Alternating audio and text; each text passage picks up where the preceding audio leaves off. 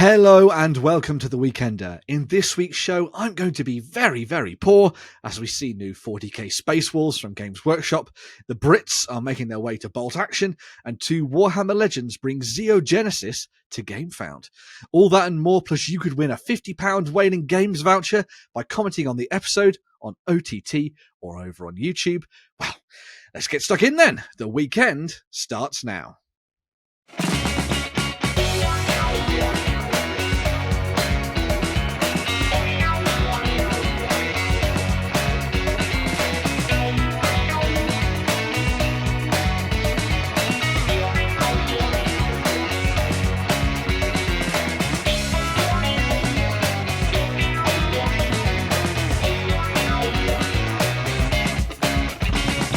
Welcome to The Weekender. This week I am joined by Justin. Been a bit. And John. Hello. It has only been a few weeks since the three of us were in charge of something like this. Jerry's on holiday. Oh my god. No. It's not BT anymore. It's the internet that's killing Jerry. That's true. I thought he bricked his PC. He didn't brick it. It decided to brick itself. Too much Guinness, you say? Yeah. Well, that does mean that's how he powers his house. That's how he cools his PC. The problem is that he ran out of actual Guinness, so he had to start siphoning to, Oh, I see. Yeah. Over here. Well, the warmer weather. That does mean that we have been unleashed upon you this evening to go through all of the awesome news that has popped up. Poor souls. Don't worry, there's fun things to talk about. Lots of interesting bits and pieces. We're even going to do a little bit of a spring clean hobby challenge update later in the show as well. So we'll have a look at what some of the projects people have been doing. Maybe that'll inspire you to get stuck in as well. I know it's hot over here in Europe at the moment, but you can still sit at the painting table and get stuff done. I've been doing it, so there's no excuse. Everybody has Betty Swallocks. Exactly. I'm not going to say what I said before we started filming, but yes. But yes. All of that to come in the rest of the show. Keep an eye out for that. But before that, we're going to dive into a little bit of news. Coming to you from the center of Northwestern Europe. Covering board games, war games, card games, and all that you love.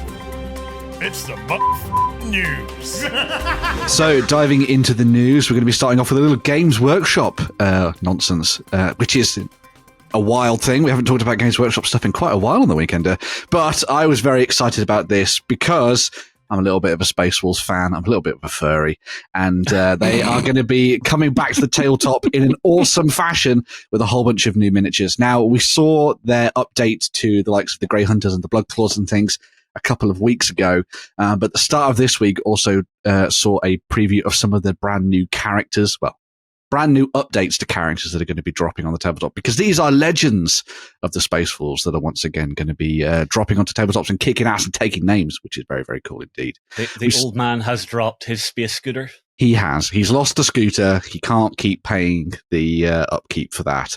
The MOT was just too bad. And so we're diving in with the biggest character, which is Logan Grimnar himself, looking absolutely badass. He has taken Foot on Rock to another level, which is exactly what you want to see. He has taken Tactical Rock and turned it into Tactical Cliff. Yes, he has. I will say I love the design on his new rune axe. That almost like magma molten thing going on with the blades, pretty cool. Yeah, it's very cool. It's a really nice interpretation of Morkai, which I believe is the name of his axe, which is very cool indeed. And I like the pose as well. It's very much in keeping with some of the older versions of the miniature, if you remember those in metal back in the day, when he was very wee. He's also still... Sorry, go on, John. He's just a pissed off granddad. He really is. Yeah, has had enough of your shit and telling you to get off his lawn. Yeah. He's got the all-father vibes and everything to it as well, which is always nice to see. Get off my glacier. Yeah. Quick question. Is he still firstborn, or has he crossed the Rubicon? I think they've all crossed the Rubicon Primaris now. He's wearing Terminator armor, though, so he's maybe not. Yeah, that's true. Yeah, that's why I'm asking, because we haven't seen any of the Primaris in Terminator. Anyway, who cares? Ragnar's done it, so I would expect... Well, that was because he was basically dead. But I would expect that some of the other ones have probably done it as well, unless they're really stubborn. I suppose we'll find out in the codex, I guess. It's very convenient that the characters of all the major novel series have managed to cross the Rubicon fine. Yeah, and they keep telling us. They keep telling us how risky it is to become a Primaris Marine, yet they make it laughably easy for main characters. Plot armor is plot armor. Yeah. Logan there as well was obviously flanked by his 2 wolves, so he had Tianak and Fenrir on the model, which is also cool. So they have been unleashed from the sled. The goodest boys. He is the goodest boy, yes. We also had my favourite, which is Arjak Rockfist, but that's mainly because he's basically Thor. I just realised he is actually throwing that hammer. He's not holding it. Yeah, so there's 2 versions of the miniature, so you can either have him modelled with holding a faux hammer across his chest, or you can have it so he's loosing it forward, which I think is probably the one that a lot of people are going to go for. It's a teleporting thunderhammer, because why would you not have one of those? Lunges back to his hand, as you might imagine. He's the champion of Logan Grimnar as well, so I'm sure you're going to be dropping him in alongside the rest of the Wolfguard Terminators, which we'll look at later. I imagine him throwing it and going to him at may concern. Yes. I like that he's also got all the tools of the smith around his belt as well, which kind of is very in keeping with the character, and also the older versions of the miniature too. So it's a nice upgrade, I think, to the Space Wolves as a whole when we're seeing here, which is a real shame for the Blood Angels, because they could have really had a nice update, I reckon, over the last little while. But seeing some of the sculpted battle damage on the miniature is very nice as well. It's nice to be in that sculpt. It is. Instead of being super clean. Yeah, it starts to tell a little bit more of a story, which is something you want with the Space Wolves, I think. Very nice new miniature for that one as well. Last but not least, when it comes to characters, Njal Stormcaller is also getting a brand new miniature, as you can see there. So he's one of the runesmiths, or the rune. I can't what they're called. I think they're called runesmiths. Yeah, priests, is it? Rune priests. That's it. Rune priests of the Space Wolves. Love the kind of glowing runes up the staff. Is a really nice addition. And he's still definitely firstborn. Yeah. Oh, he does look a little smaller. Yeah, that's very true. It does make sense to me that the Space Wolves, their old heroes would kind of reject it because we're hard enough, we're tough enough. Yeah. Well, they've never been Codex compliant, have they? I suppose so. Why would they care? Yeah. And backed up by his Raven, as you can see in the background there, which is a really nice little touch. I like the base starting to lift up from underneath him as well. So you can see that he's sort of summoning the storm up around him, which I think is a really nice touch. I was trying to think of the other. So they've done Ragnar and they've done Ulrich now as well. So they've already been upgraded. Although Ulrich, I don't think is in Primaris. I'll have to check that, I suppose. The only one I was... still about? That's what I was thinking of. The only character that I don't think we've seen for a while is Lucas the Trickster. And then the other thing I really want, and I want this more than anything, is an update to Bjorn the Fell-Handed with a really nice new Dreadnought chassis. So he basically becomes the man who will never, ever, ever truly die. So you want them to redemptor him? Yes, I want him to be redempted with a big, big new weapon. That would be lovely. Yes. That would be kind of cool, yeah. Capping things off as well for the Space Wolves preview, we also got a look at the Wolfguard Terminators. So everyone has been thinking that we're going to be getting a proper sort of focused Terminator unit anyway for the Space Wolves, because we kind of got it for the Dark Angels as well. It still makes a lot of regular Codex compliant Space Marine chapters wonder where the hell are the Assault Terminators. But apparently they're coming. Probably be around the corner, I guess, maybe after these. But it seems like this one comes with at least some of the sort of stuff that you would expect from the Wolfguard Terminators, because they tend to have quite a varied kit. You've got a lot of power weapons, as you can see there, alongside an assault cannon. You've also got the lightning cores for the leader as well, which is quite good. I like that they have all the wolfy bits still in there. Yes, you got to have that. They're still as wolfy as you'd imagine, which I think is a nice touch.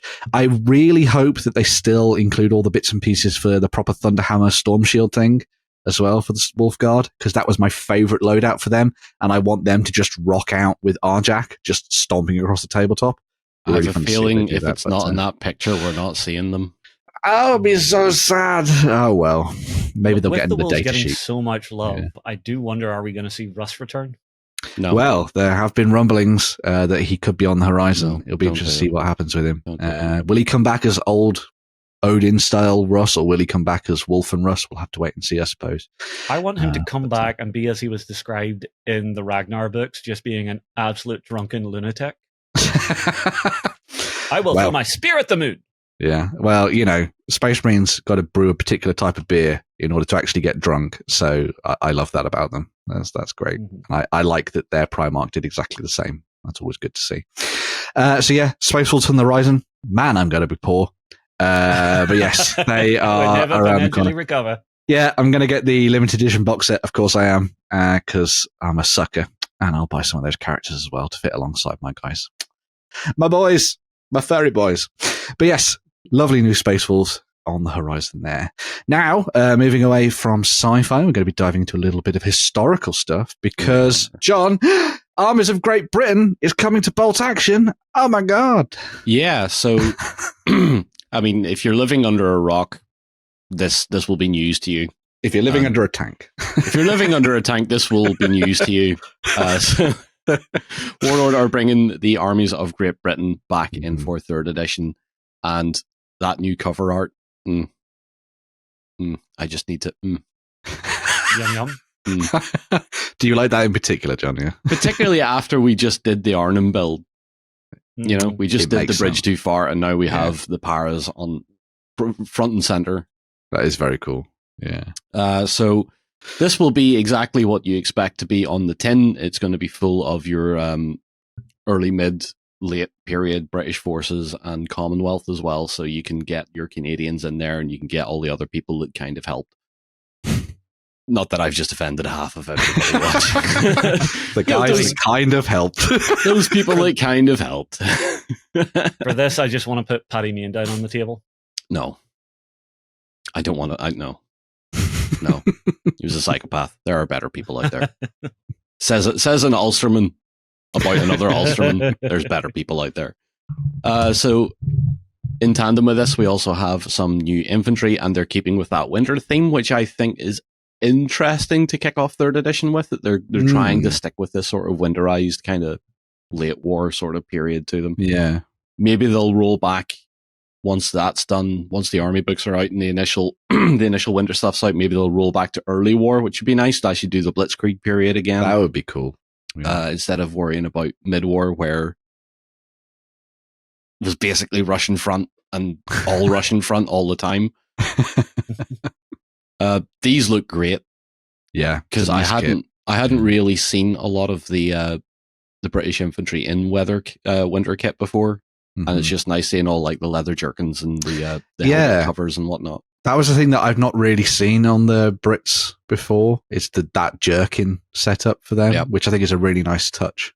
Sort of take things in a different direction aesthetically for your army, which I think is always a nice touch. Yeah, very good. Yeah, and we also have is that the main sprue? That's the main sprue. Yeah. You can tell who didn't read the running order again. All the bits and pieces. Got your classic Lee Enfields on there and everything like that as well. Although I think that they've done a really nice job of kind of... Yeah, you do. That's what I was going to say. They've done a really nice job of kind of like expanding this. Yeah. Because it's like 30 figures on the sprue, and that gives you enough to make like a sizable rifle platoon and all sorts of specialists for it as well, which is always good. And your leaders, which is nice. Gas mask. So. It's the same sort of... one per bugger digging the latrines. It's the same layout as the American sprue as well, right. Where it's like 6 figures, it's like 6 torso legs on each sprue, and then enough to equip them however you want. Yeah. I am forever grateful to Warlord for making it so that the guy who's kneeling now no longer comes in 2 parts, because I'm sick of sticking his bum together and it not really sitting right. For me, it's that you actually have hands that are connected to weapons. That is also very helpful. Biggest pain in the backside. God, yes. Yeah. Boom. Yeah. Box set. Mm-hmm.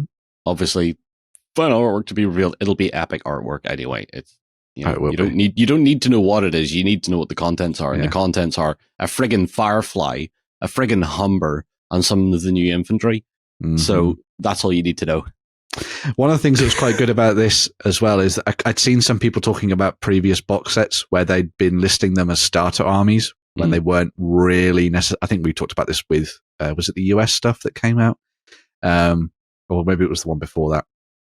But with this, they actually have gone through and talked about exactly how it works as a battle-ready army. So you use the plastic sets to effectively build your rifle platoons and your engineering platoons. And then they've bolted in a bunch of extra stuff, so like the medium machine guns, the mortars, the howitzers, and then obviously, as you're saying there, the Firefly and the Humber. Yep. So you've got a nice, solid set straight out of the box to just sit down on the table and start playing with, which I think is a really nice bonus for people getting stuck into bolt action. So I would say the Firefly's a bit overkill for a starter force. Right. Because it's over 300 points on its own. Do you think that's in there because it's trying to make up the points difference from only having one of the plastic sets in there, do you think? Or well, what have you got? 36 infantry. It's 36 models, yeah. So you've got about 3 infantry sections plus their HQ. Yeah. When you probably want a bit more infantry, maybe, or is that kind of probably want a bit more, but then you don't have any real effective anti-tank with this thing floating around. Right. Okay. This thing is a box waiting to die. This is a bigger box waiting to die. The British armored cars aren't the best. Okay. Yeah. But they're all right. Vehicles can be really imbalanced in the game if you don't have anything to answer them.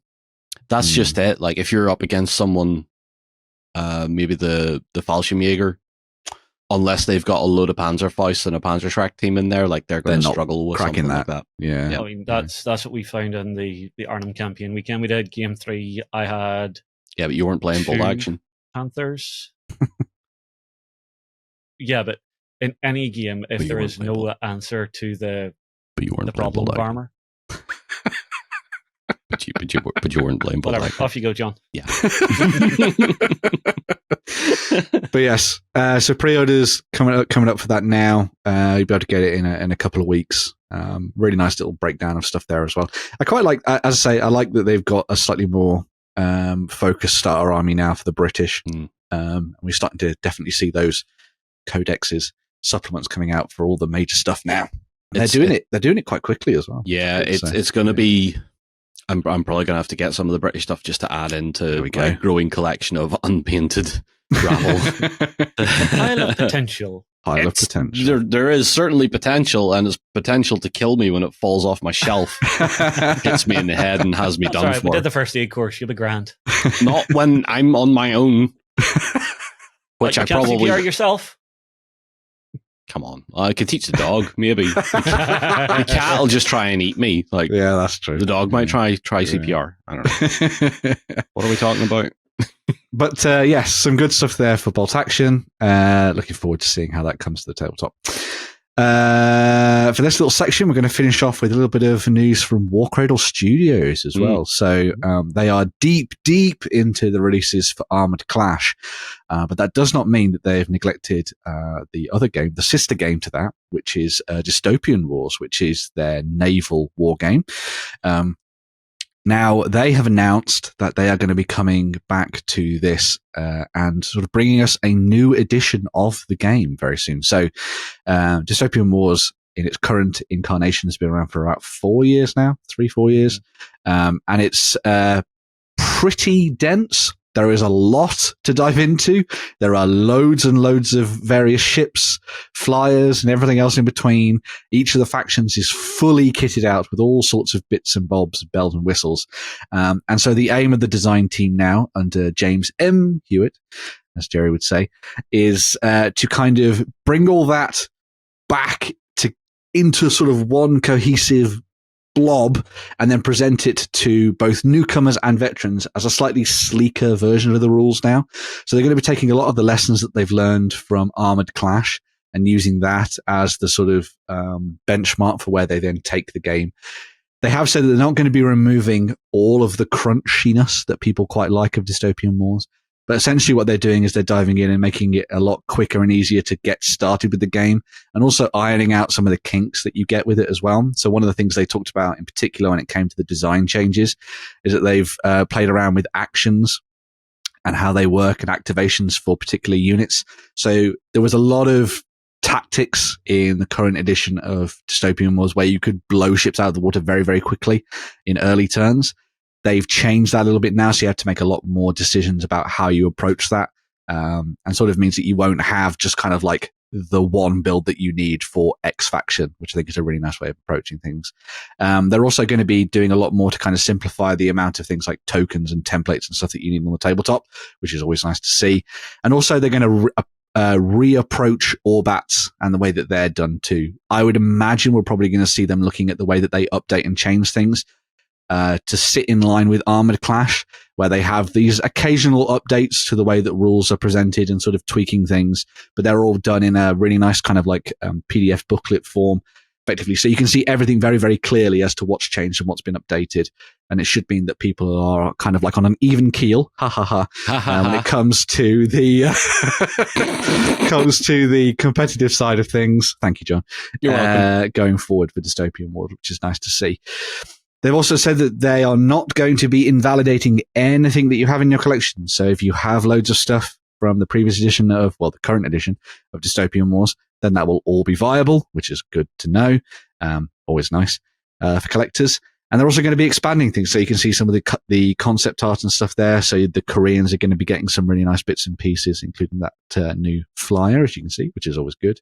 Alongside things like sub-factions for stuff, the Greeks, the Australians, and the Spanish as well, which is cool to see. Some of those popped up here and there, as you can see on the tabletop. I really want to see like what the spicy one. I want to see what the Aussies look like. Yes. I want statues of koalas on the prows of their ships. They fire drop bears at people. Yeah. From catapults. Launching tarantulas. Yeah. So long the hold is just full of exotic animals. Yeah, so when you board wildlife them, launcher. so long as they make one ship, and I know Business Daddy, you might be listening. Please make one ship that is just the Steve Irwin, please. The Irwin class? That would be a nice. Either the Irwin class or just the flagship that's Steve Irwin. That would be a nice. And one of her special rules is she's a beauty. Oh my god! If that doesn't happen, I'm going to be very, very upset now. I'll leave you with maybe we're setting our expectations very high. Yeah. I'll leave you with a quote from James, who's obviously working on this at the moment, and he said, "We want you to be able to spend more time directly engaging with your opponent across the table and less time checking rules," which I think is one of the most important things when it comes to miniatures games. You don't want to have your head stuck in a rule book or on a quick reference sheet all the time. You want to kind of just know things off the bat when you're diving in. So. I want more time as someone who, with this edition, I might actually start playing this game because I have stuff that I still need to pay in. I want more time to look across the table at Justin and call him an asshole. I don't want to be referencing my rule book on how I can do that. I just want to be able to do that. While I relentlessly bomb you into submission. That's fine. I will take the loss if I can annoy you. And that's what in the doing of it, I can annoy you. Yeah. So we're playing two different games at this point. Yes.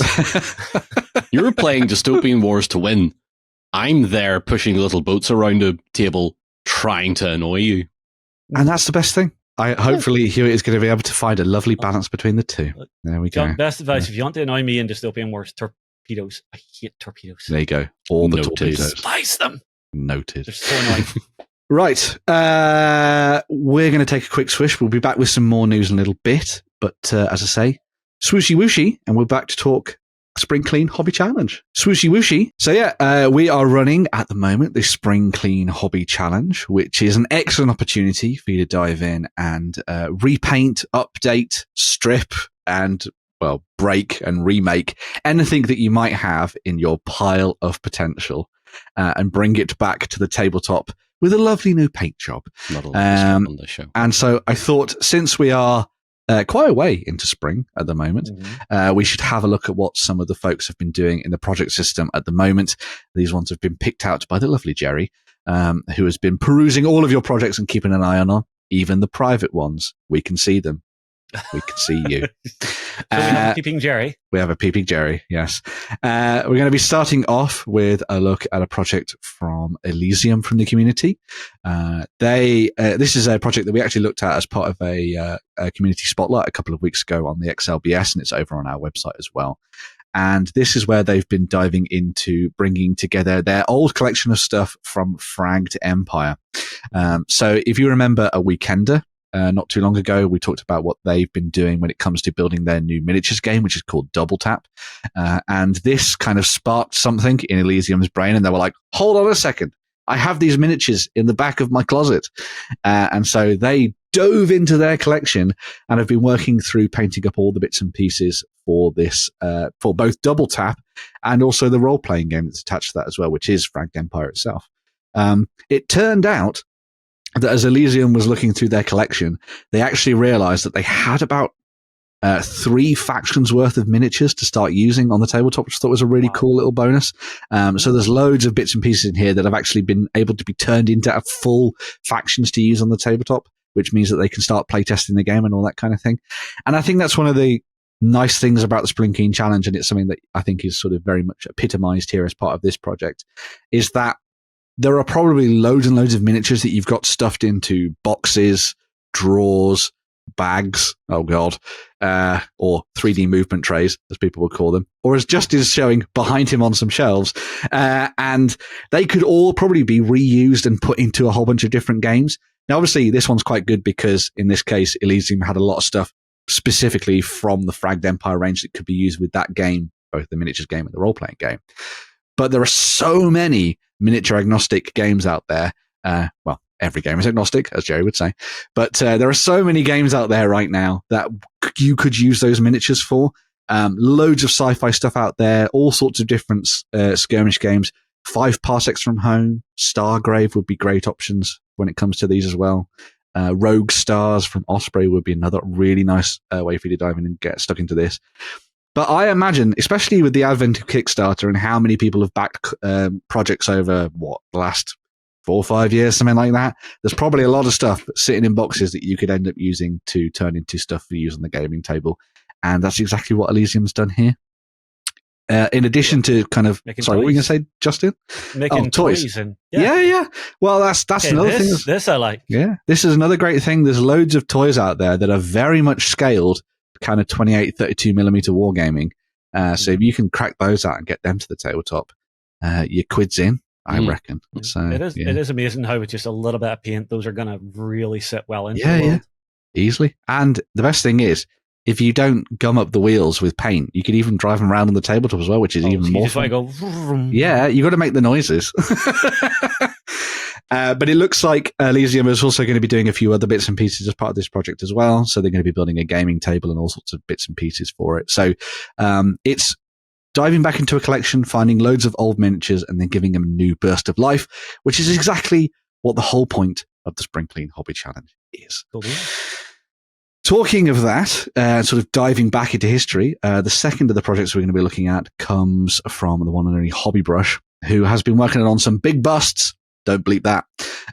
Who has been showing off all sorts of bits and pieces. Now, they have recently moved house over the last couple of months, and this has meant that they've been setting up a hobby room and all sorts of bits and pieces, which is always nice to have. It's good to have a nice little section of your house that you can sit down and hobby in. Lovely jubbly, without being disturbed. You can put your music on really loud and have a good time. That is a good hobby room. That is a lot of potential. Oh my God. Yeah. Especially in all those really useful cases. Everything is perfectly organized in the chaos, just the way I like it. Yeah, 100%. As Hobby Brush said in their sort of intro to this, they have been painting projects for 20 plus years now, something like that. And the line always tends to be, I'll finish that later. And they actually spend a lot of time actually painting up large 10 mil armies and stuff for the tabletop, which is great. And that obviously means that they tend to find themselves painting oodles and oodles of miniatures to get down on the tabletop. But when it came to stuff like 28 mil stuff, and in the case of some other bits and pieces, busts, they never found themselves finishing a lot of those projects and getting them to the tabletop. And so that's what the focus of their project has been as part of the Spring Clean Hobby Challenge. It's diving in, finding those projects that were maybe 70% of the way there, and sort of diving in and finishing them off and giving them a kind of like that last little push over the line to get to the tabletop. Oh my God, that is an old pot. Wow, that's a Gen 2. Yeah. I remember that those lids were great because they actually closed. I think I still have some of those kicking about. They somewhere. didn't close as well as you. You had As to well as make I sure remember. you had to make sure you they had were to keep clean. wiping. Yeah, you had to make sure they were. They've got to be clean. better than the new ones with their planned obsolescence, but there we go. Friggin' anything's Yeah, better than their current that's paint true. pots. GW, Yeah. go to Yeah. hell. Yeah, as soon as I discovered there were companies out there doing dropper pots, it was like, holy crap, manna from heaven. But yeah, so there's some really nice bits and pieces as part of this project. I think one of the nice ones is what John's looking at here, where he was looking at painting up some miniatures from the Victrix range, I think it is. Can't remember what it was. Yes. Yes, it was them. And actually trying out different techniques. So one of the things that they wanted to do is that they wanted to obviously get these miniatures painted up, but they also wanted to learn something at the same time. So they started looking at things to do with skin tones and how to bring them to life and trying to get that sort of Numidian look just right. And I think they've done a really nice job on that. I particularly like the basing on these. That's very kind of Mediterranean, North Africa vibes, which I love. Very sandy, but the green is very vibrant on it. Yeah. The part I love most on these is look at how well the hide shields have been done. It actually looks like fur, even though it's just a flat disc. Yeah, that is actually really nice. I'd not noticed that until you pointed it out. Actually, that's very cool. But now you see it, you can't unsee it. Yeah, they've got shiny helmets as well. Lovely shiny helmets. Yum yum yum. But yes, you'll also note that we mentioned at the start that this is also about a bust as well. So that was a bust that was started some 12 years ago and was never properly finished. And now with the advent of the Spring Clean Hobby Challenge, I've actually sat down and got it finished off, as you can see there. And I think the results speak for themselves. Absolutely brilliant. So yeah, work in progress started in 2013. Was there a time like 2013? Did that exist? That seems too far away. Wasn't it just the 90s? I love it. I like that they've done the memories post. Yeah, I love it when Facebook and stuff remind you. It's like, hey, you took this picture like 8 years ago. Like the last time I was at the Tank Museum, 8 years ago. And I was like, what? I don't like it doing that so much. Younger me posted a lot of weird stuff. Does older you not post as much weird stuff? I do it in Discord rather than publicly on Facebook these days. Oh, there you go. That's a way out. That's for sure. I still see you occasionally sharing your meals. Whenever there's a really nice dinner set down, I like to show. I'm not arguing about sharing a really nice dinner. I'm just arguing about the fat content that's in some of that stuff you're sharing and going, well, this is it's definitely not your lifestyle that's doing it, Justin. Hey, the doctors gave me the clean bill of health. That's not how that works. That's not how that works. Anyway, look at this bust. Hang on, wait. It's not how it works that a doctor tells you what shape you're in. Yes, and then you continue to make it worse. Look at that. That's great. That is lovely. That is really lovely. Nice. They've done a fantastic job. The work on the goggles and the eyes is spot on. And I like that they've got the kind of like pinky gums going on as well, which is something that some people miss, obviously, when it comes to orcs and stuff, is getting that across. It's really nice. The one skill that Hobbybrush has that I wish I had is texturing. Yeah. The texturing they are fit to achieve on like the leather, on the skin, that is damned impressive. It's called really nice. Time and patience. Yeah. But which I do not have, which I wish I had. Again, a great advent for exactly what the Spring Clean Hobby Challenge is all about. It's about getting stuck in, finding all that stuff from years ago and giving it a new lease of life on the tabletop. And that carries through into the final one of the projects that we're going to be looking at as part of this little preview. And that comes from one of our community members called Thursday. Now, they are reminiscing about some of the glory days back when they were younger. They got absolutely besotted with a game called Flintlock, because not only did it involve the masterful Sharp, gotta love him, but also a little bit of fantasy awesomeness at the same time. And so they have dived into a project to bring a very, very old set back to life on the tabletop. This is a project which is full of all of the things that you should be doing when you start off in a Spring Clean Hobby Challenge, and that is digging out a bucket of miniatures and old boxes that are stuffed under books on the bookcase somewhere on top of old newspapers that remind you that, oh my God, you're old. And then you stick them in a bucket and you fill it with lovely, lovely nail polish or something similar to that, like Biostrip. Biostrip. Biostrip's the best. The crazy thing is he technically started this project in the late 1900s. Oh my God, right, yes. But like, look at that. Look, like just a big pile of nonsense, which I absolutely that looks like love. Every project box I've ever had. So this is organized. So this story, I mean, we thought 2013 was a long time ago. As you were saying, Justin, this started in 1997. This is the height of the Spice Girls. Oh, mother of God. This then moved on all the way through into 2012, where they had the money to go to Salute and buy the set that you're seeing there. And then from that point now, we're now in 2025. So my God, this has really gone on a long time, where this has all come together for this Flintlock army to actually be brought to the tabletop. And what I loved about this is that you had a lovely little bit of research in there as well, which means having to watch episodes sharp. I mean, who has a problem with that? What a shame. What a shame. Yeah. Yeah. What a trial. Yeah. And then getting all the paint down on these models to bring them back to life, as you can see here as well. Oh my God. I actually have those barbed wire plastic fences in a box somewhere in my shed. So we clearly went to the same toy store at some point. Oh my God, the ancient Chaos Warrior. Yeah. Yeah. Proper like Harry the Hammer style. Old Chaos Warriors. Space Marine hanging back in there as well. Yeah. All sorts of bits in this there. could be the rest of the show right here, just going through and going, oh, what do you see? Yeah. There's a very old Space Marine there. That's Is that an old Clippy? is that Space Crusade? Might be because it's red plastic, so it might be. Yeah, Space it's red Crusade. plastic. Yeah, It's the MB Games Space Oh, Crusade. God. Wow. Oh. Yeah. Back in my day.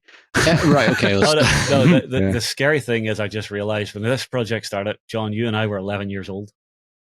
Yeah. Feel old yet? Yeah. But yeah, No. so as you can see, that's the miniatures as they were, and there's been a few progress pictures of how they've been sort of turning out and stuff like that. I also like that. Is this an elf or is this it's just a Frenchman? It's very, very becoming of the French. That is, yeah. So I'm really fascinated to see how this one turns out. A big fan of Napoleonic-y fantasy stuff, and sort of Flintlock manages to nail that nail that on properly anyway. And so it'll be good to see how this ends up as we move through the rest of the Spring Clean Hobby Challenge, and of course come to the end in the summer. I will also point out, if you want to take part in the Spring Clean Hobby Challenge, there will be a link down below so you can go and check that out. If you've been inspired by all this, you must have some boxes of stuff in the shed. Crack it out, because you could win some vouchers, baby. There are 10 vouchers up for grabs. There are 5 for winners, which come in at £75 each. And then there are 5 for runners-up as well, which come in at £25. They are spread out across 5 categories, which we use our discretion on when we are picking our winners. But you can get stuck in and vote for particular projects as well, and sort of bump them up a bit and make them pop up in our peripheral vision. So we have Best Skill, which is the most skilled work. That's the overall finish to a project. We have Best Tutorial, which means you don't even have to have finished a project, but if you show us lots and lots of detail in depth throughout the rest of your project, that can make you a winner. We also have Best Idea. So even if you just drew some stuff on some paper and had a really awesome idea, that could be enough to qualify you for that one. We also have the Breath of Fresh Air. So once you've painted your miniatures, go out into the wild and take a picture of it on top of a castle or something, or on top of a hill, I guess, or on a beach. I don't know where you're going, with your sandwiches in a park. Have some fun. And that will allow you to touch grass and also potentially win a prize. And then last but not least, we also have the new category for this year as well, which was the Best Army Refresh, which is taking an old army of at least 25 miniatures from back in day and giving it an upgrade for the tabletop. Because a lot of people are painting a lot of bits and pieces for these projects, but we want to see someone who actually goes the whole hog and paints up loads and loads of miniatures for use on the tabletop. So yes, check that one out as well. There'll be a link down in the doobly-doo. Let's go and have a look at that and tell us what you think. So yes, I should really get started on my Spring Clean hobby project. It's still in the shed. So I did bring mine home, but it's just sitting in the box staring at me going, why haven't you started me yet? well, Why aren't you painting me? You need to paint me right now. hopefully this has buoyed you on to get stuck into it, Justin.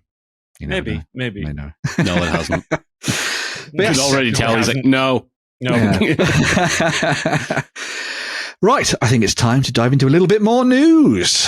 Swooshy wooshy. Diving back into the news, we have something from the realms of fantasy. The folks over at Goblin King Games have been working on a whole bunch of new miniatures for use in their fantastical game of Moonstone, the multi-award-winning Moonstone. Yes, Wow. yes, I was about to correct you, Ben. Yeah. So this is a new set that will allow you to drop them into both the Dominion Pirates, but also the Spirits of the Shadows as well. It's a brand new set of 3 miniatures alongside a rather larger one as well. And we've got as always, the stuff from Goblin King is just off the charts in terms of its detail and the work that they put into these figures. The first one of those is Barna Kell, as you can see above. I'll open that one first. Then. Oh yes, I'm not just going to pick and choose. Just not go straight to Brigid. Yeah. But just the detail work on this figure is awesome. Absolutely love the detail that they've done on that one in particular. Texture. In game, obviously, Jerry is probably going to come back in the future and be like, "Excuse me," in the comments. Well, I think you'll find. But she can raise dead characters out of water features on the tabletop, which is pretty cool. And also, being a troll, not adverse to giving people a good old whack with that rather old and crusty anchor. Yeah. Is it big? Is it heavy? Yes, that is a weapon. Be really nice to see how people approach painting that particular model. Do you go with the kind of really dead, drowned bodies type look? Do you go with something a little bit different, sort of a little bit woo, a little bit wee, when it comes to the skin textures and stuff? Yeah, or do you try and keep very pale greens and turquoises? Yeah, very, very much in Louise Sugden's wheelhouse, I would say. It is, yes. I'd really like to see her do more work on Moonstone stuff. That'd be a really nice touch.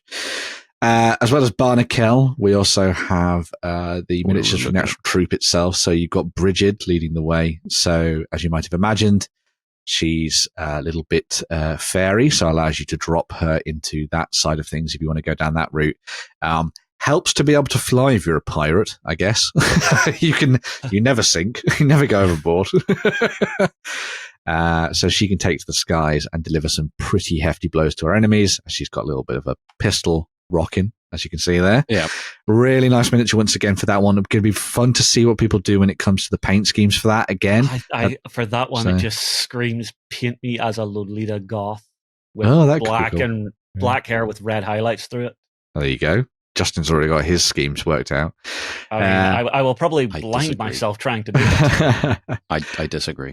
The official scheme they've gone for has kind of got very dark wings with kind of like greens and yellows mixed into it. But I think you could go down a different route and do some really nice patterning on that one to take a nice touch. Obviously, you could do the balefire coming up from underneath her as well. Maybe do a little bit of a glow effect on the bottom of the miniature would be a nice addition as well. But a nice addition to the set, as you can see there too. We also have Chesapeake, who is a lovely powder crab, as they call him, which is a nice one. He looks like he don't give no shits. He looks like He looks like Chad, the snail from SpongeBob, but Chadified. Yeah, a little bit of that. Yeah, I don't know that hard jawline. Oh, he's got the dimple going on. That had like a really handsome faced fish on it. I don't remember what it was. Well, I don't know why I get like Latino vibes off him. Huh? Could do, yeah. But as a powder crab, got a whole bunch of stuff strapped onto his back. So if you're looking for healing or reloads of your weapons, he's got that to play around with. And he's also got a very fearsome harpoon to stick you with from range, which is quite nice too. So a nice addition there. Last but not least, though, is probably my favorite miniature from the set. This is Commodore Delahaye. Negative space up the wazoo, as you can see there. He doesn't have a wazoo. Well, that's true. I really like the approach to that. So rather than trying to worry about the sculpt, the one side having to match up with the top somehow and hang down, just having it be completely separate is a really nice way of approaching it, I think. And really gives off that kind of ghostly vibe without you having to do too much sort of jiggery pokery trying to all knit it all together. 100% you're going to want to pin this one to the base. Oh, probably. No. Yeah. Why would you do that? You want for the peg leg, like a very maybe? Small, the peg leg, it looks like a very small contact point. Potentially, yeah. But yes, a nice addition for your collection there, as you can see. You'll be able to hold your goes and blast you with pistol fire. And if that fails, he's got a cutlass to do the job as well. There's lots of lore already for these ones if you want to dive in and find a little bit more about it over on the Goblin King Games website. You can follow all the links down below and go and check those out and see what you think. And I think Jerry is still a little bit bitter that Tom didn't show him all the miniatures at Salute, but there we go. So I actually got a peek at some of the sculpts, and they looked fabulous. How dare you, Justin? How dare you? I got to get in there. There we go. Oh, whoa. That's the face. That is the face. Yeah. Agree, John. That's it. Love it. Now you've got to paint him in that way as well now. No. No. Moving away from the realms of fantasy and Moonstone, we have a little bit of historical stuff to dive into in this section of the news as well. Great Escape Games have now released their new starter set for their campaign game of gang-based thuggery on the streets called the Chicago Way. This new set, Flat Caps and Truncheons, takes things away from the streets of Chicago and instead puts them on the streets of Birmingham and stuff. So if you want to, if you want to rock around the canals and bits like that, you'll be able to dive in and get your hands on the Peaky Blinders, who are looking rather Boston, if I do say so myself. This set has been around for a while anyway, so if you want to get your hands on that, you've got that there, and you've got some very in-character pieces there for you to play around with, which is always nice. The sculpting on the Shelby brothers is point. It is very nice indeed. The very Lewis gun. Yes, if you really want to blow up a pub, you've got the options there, which is nice. Going up against them are the new set as well, which is the Coppers. They're going to be rocking around, as you can see. With really the nice. constabulary. Exactly like. Really nice little set there with a bunch of bobbies with all their weapons at the ready, led by a detective, which is good to see. And this set allows you to get both of those gangs on the tabletops. I'm going to stop this now. To have some fun. You also get the rule book and the tokens and the cards and everything else that you need to start playing your games as well. I can do this, by the way, because I come from Stairbridge, so this is all fine. And this is how he talks when the cameras are off. It is, It is I. And so as well as that, you've also got Molly Suffolk as well, which is a special miniature for that box, so you can stuff that in and have a bit of fun. As I said, Boston it. They've also done something really nice as a sort of like a bonus thing for this little release. So they've added in a Austin Heavy 12 in the black Wiltshire Police livery, as you can see there. So this is a die-cast model that you can actually throw into the mix and use it on your tabletops. A lot of people say that you need to hear more regional accents on YouTube and stuff like that. So maybe we should just keep doing this, I think. Well, you do realize pretty much every one of our American viewers is going, wait, what was he saying? I didn't make out a bloody word. So you could drop that into your games and have a nice getaway vehicle, or you could do a proper chase or something through the streets of Birmingham with one of those, which I think is a nice bonus. I will say, if you've not had a look at Chicago Way before, it's definitely worth having a look at it as a proper game. If you like Dead Man's Hand and what they've done with that, this is another great game in that vein. If you already have Chicago Way, then the rules themselves are still exactly the same as the ones you get in here, so you're not losing out. And it's a proper campaign game with a map and everything like that as well. So you can dive in and have your gangs fighting out on the tabletop. A lot of people have been crying out for plastic sets for all the stuff for the Chicago Way, and I hope they do that as part of a Kickstarter or something later on down the line. But we'll have to wait and see what they do for that one. You couldn't keep it up to the end, could you? I couldn't keep it up to the end, man. I've got Geordie now. You swung the other way, no? Yeah. At least you didn't go Scouse. At least I didn't go Scouse. So yes, some really nice miniatures there, as you can see, from Great Escape Games for another of their blinding games. Dead Man's Hand is brilliant, and Chicago Way is up there as well. And it's a really nice thing to have in your collection if you want to play some sort of smaller scale games, set in that kind of the 20th century, but with a little bit of a twist to it, rather than playing out all the stuff that's going out on the continent and things like that. You could do some scrapping at home. And you could build canals, man. Why would you not want canals? Who needs a sub pen when you can build a canal? Because a canal in this period in history is full of things that you don't want to be swimming in. That's true. Yeah, that's true. Yeah. I mean, it's probably the same nowadays as well, actually. Bodies, blood, shit. Yeah. Someone found a grenade in a canal in Wolverhampton recently. That was not surprised. So, Go magnet fishing. You'd be amazed at what some people find. There's videos on YouTube. I have seen people find all sorts of weapons in rivers. Mm-hmm.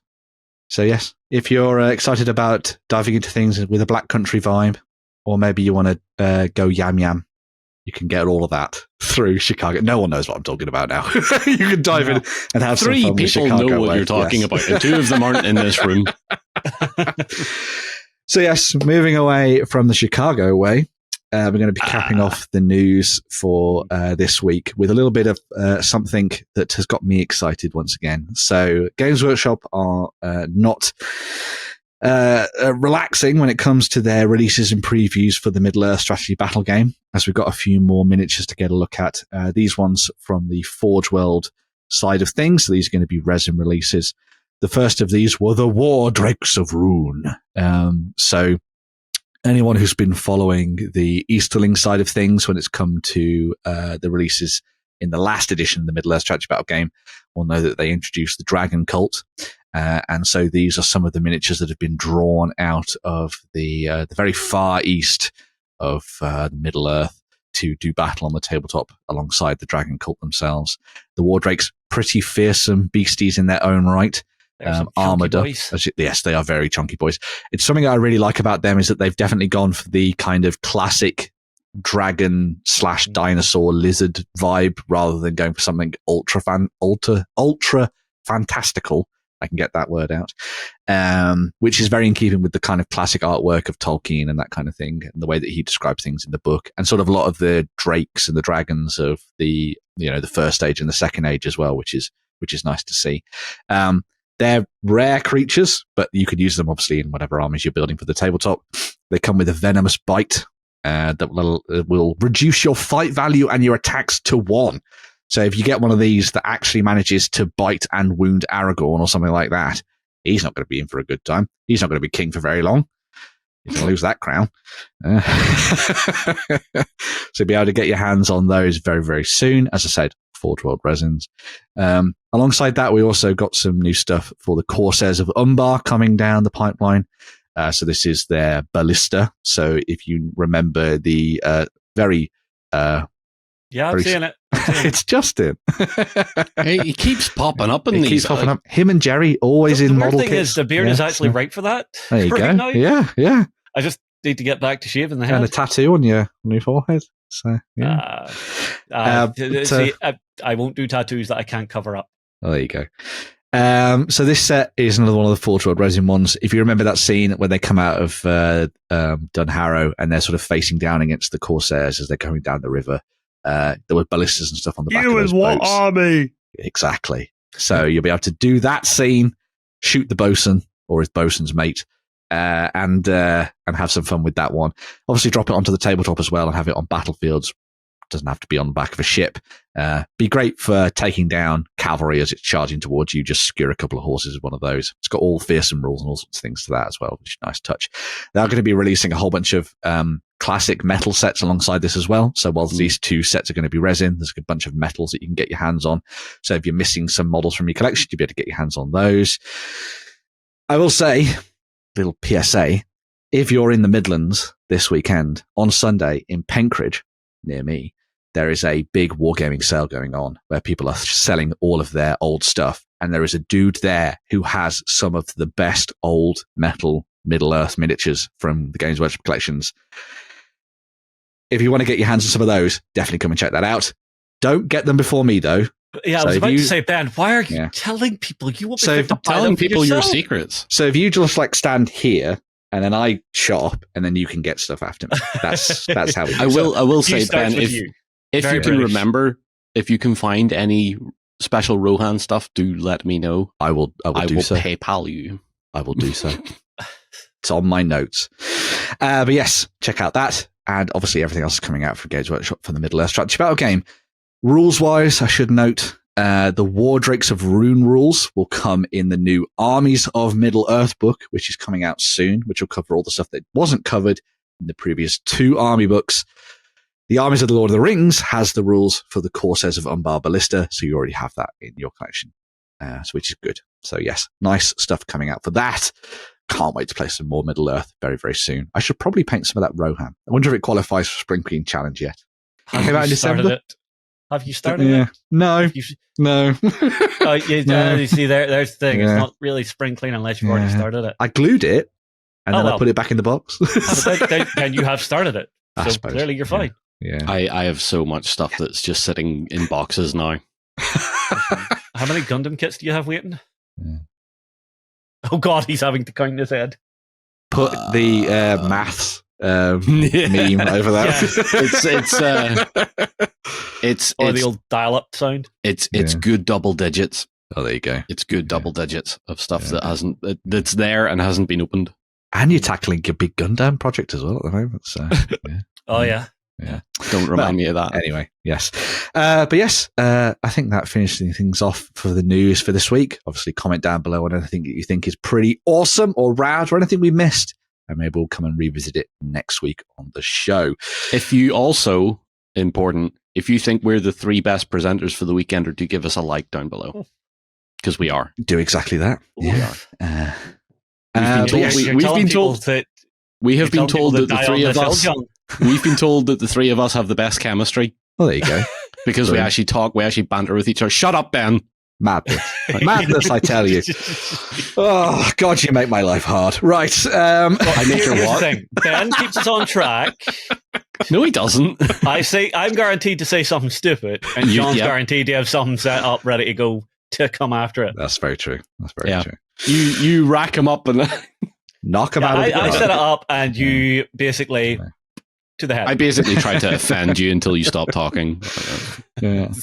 Well, I think we're going to take a quick swish, and then we're going to finish off the show by having a look at some crowdfunding campaigns. Swooshy wooshy. So, to round out the show, we have a couple of crowdfunding campaigns that we're going to be looking at. The first of these is another sci-fi game. We've had a raft of these coming out over the last couple of weeks.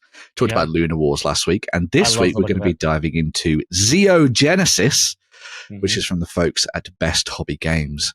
Now, you may have seen this popping up on the internet over the last week or so.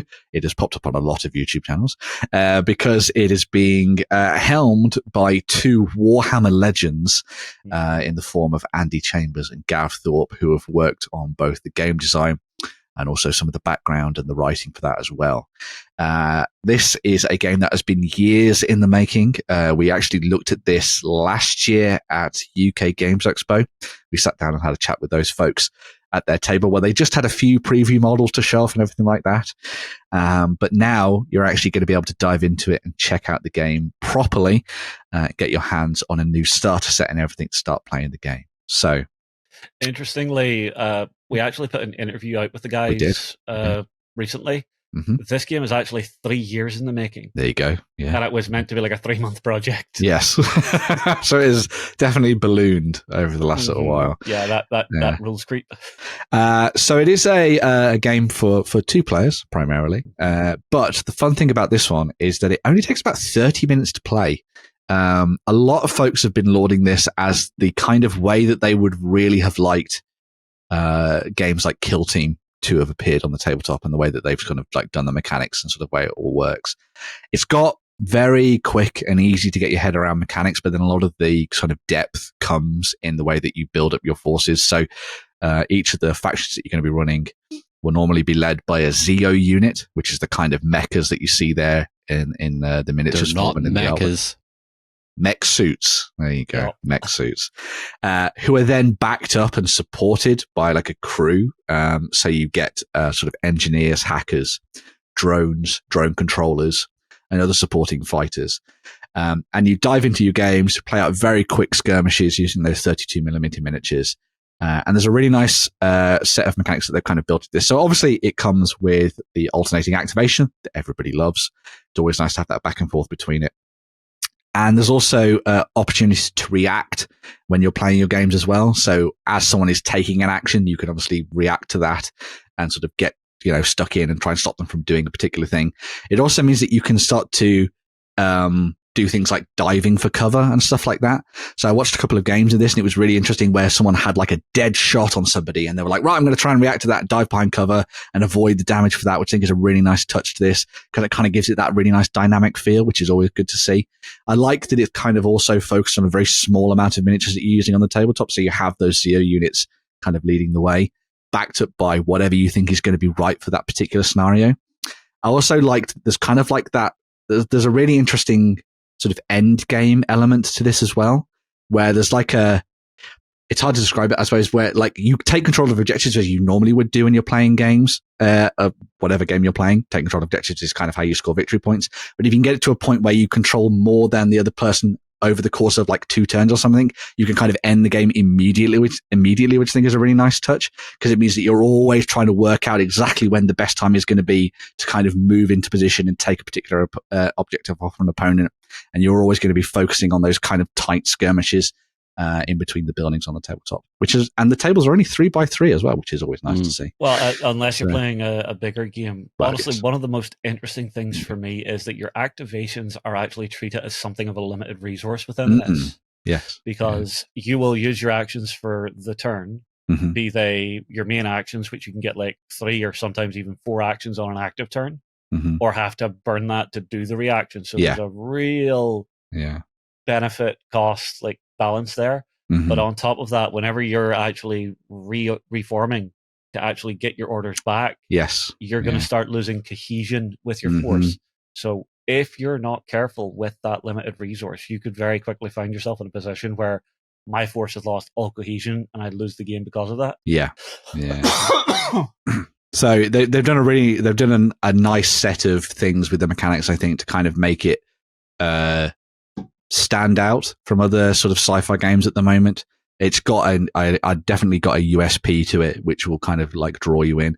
I think the other thing that's really nice about this is that, as you say, like this 3-year project, it's been going on for as long as that.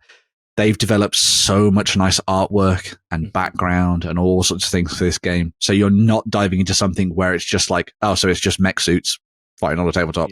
No, I mean, they've even done a webcomic. So if you want to dive into the actual background in the world, there's a very easy in there for you. Yeah. So you can learn a little bit more about it, paint up your suits and your troops in the appropriate colors. They've even done some really nice things with the concept art, where they've actually put the color codes. So like the CMYK or whatever and all that kind of thing. So if you actually want to work out the actual proper colors that you want to paint your models to fit a particular faction, you can do that, which is a really nice touch, I think, as well. So it's very approachable for both hobbyists and those people who are diving in, just wanting to play it for the sake of the mechanics as well, which is good. Now, as I said, the campaign has a couple of different options for you. Well, more than a couple, but you can either go for digital or you can go for physical miniatures when it comes to this one. At the core of it, though, is that 2-player starter set. So it comes with the 2 factions. So you've got the Guard Corps Stormer Zeo unit, and then the Pact Amarak Zeo unit. So you've got the 2 factions that you can use on the tabletop there.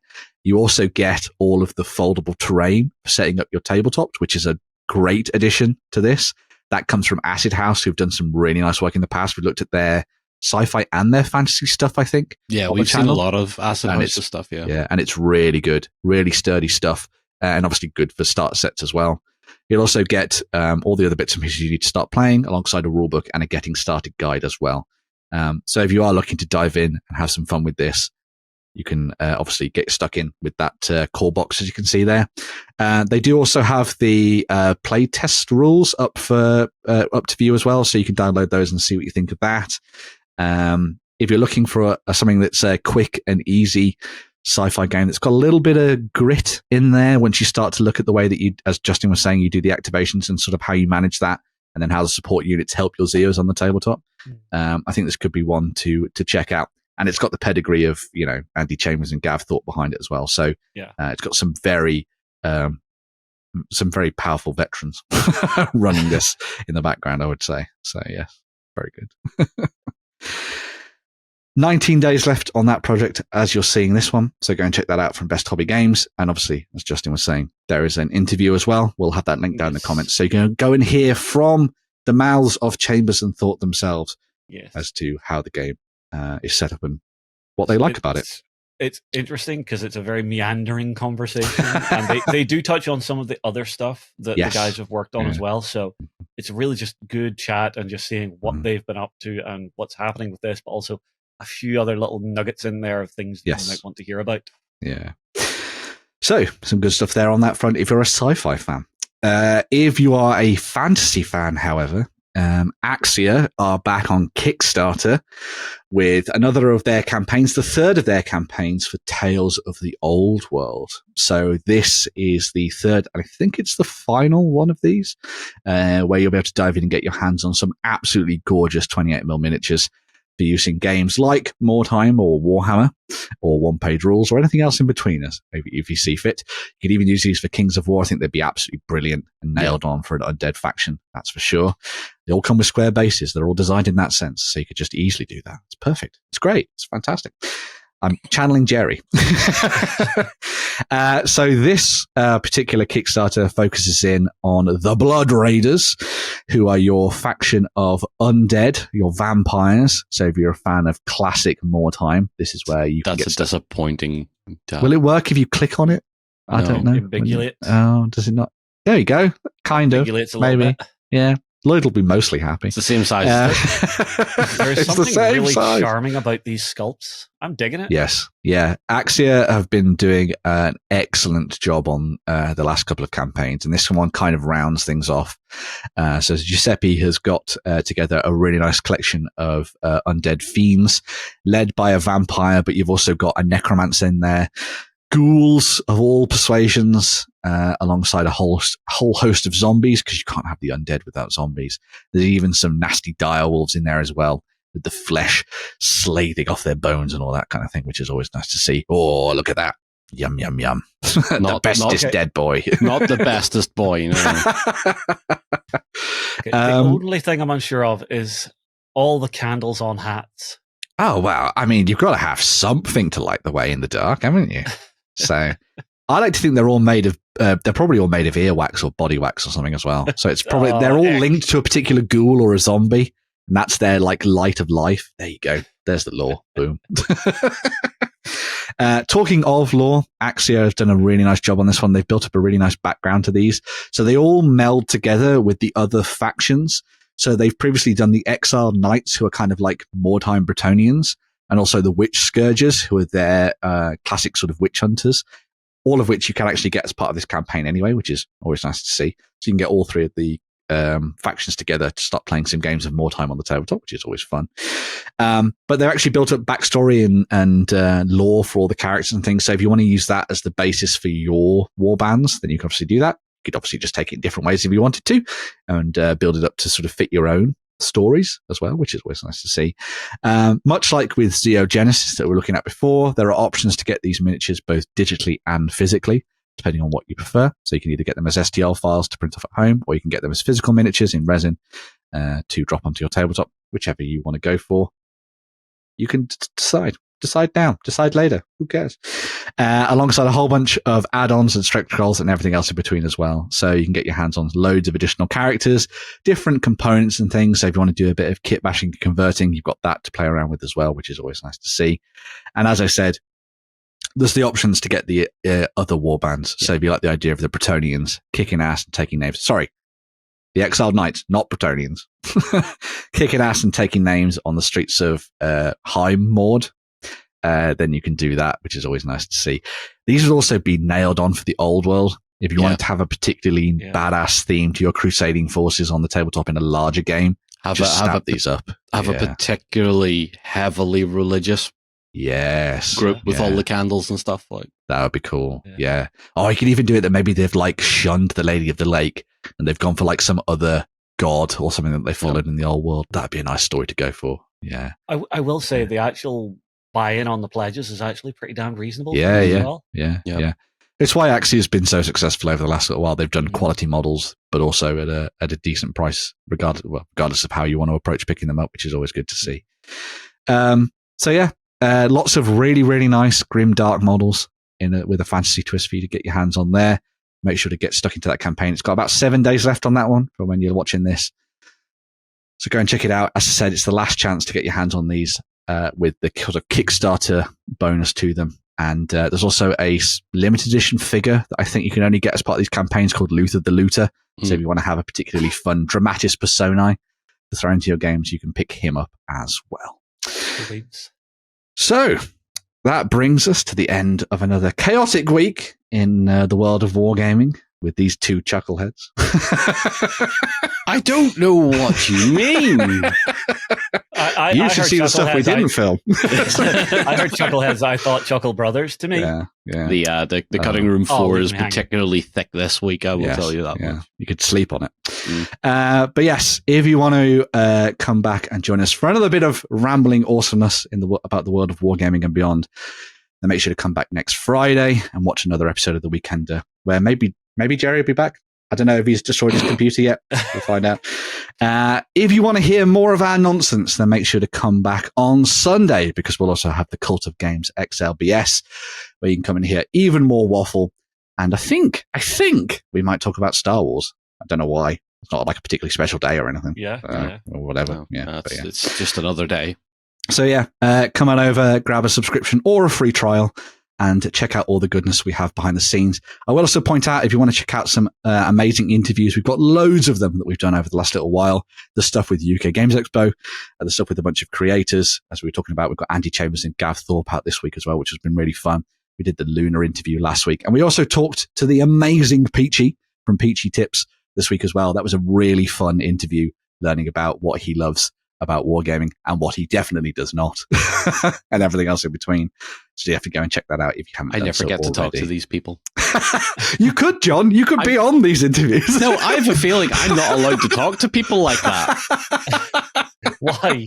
I don't know.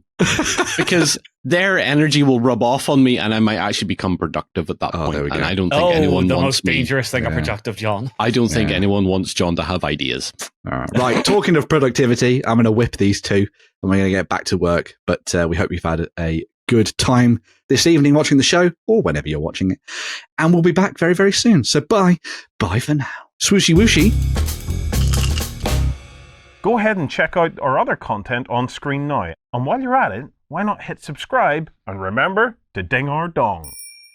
Go on, you know you want to click it. Go on.